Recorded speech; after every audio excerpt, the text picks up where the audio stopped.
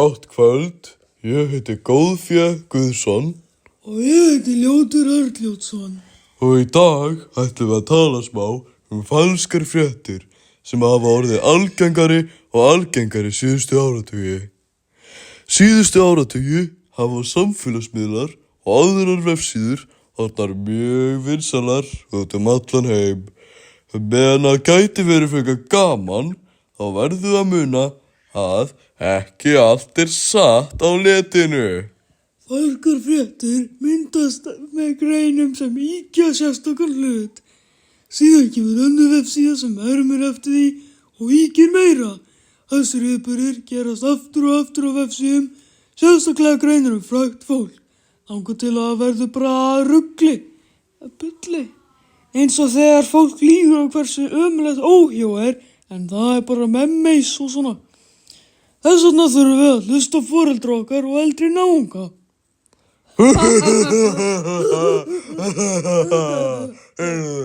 Bara skilit ekki.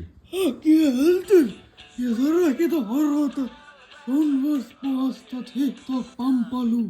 Ég var bara að horfa á fréttirnar og það það. En nú skulum við taka viðtal við hann. Hann Vormur tekur við. Vormur? Já, ég heiti Vormur og við erum í Löngusmáragötu. Erum við ekki í Þrastarhöfða? Nei! Jæja, hvað heitir þú strákur? Eða áttu kannski ekki nafn? Já, ég heiti Gáðlál. Ha? Heitirðu bara TikTok nafnið þitt?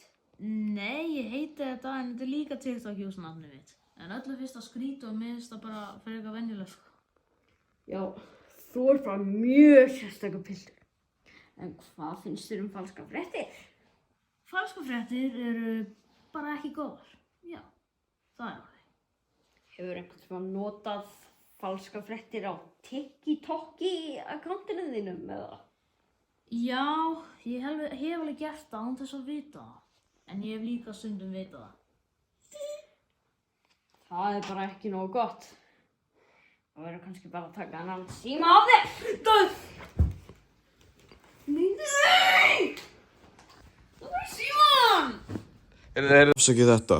En nú tökum við viðtal við... Ekki mig! Jú, þig litli lygarið þinn.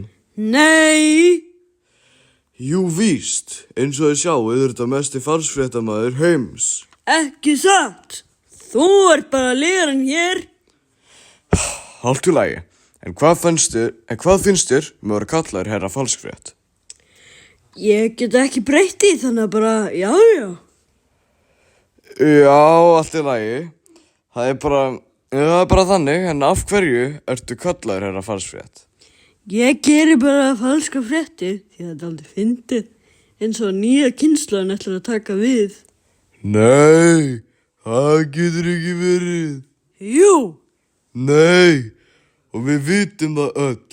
Endum viðtalið.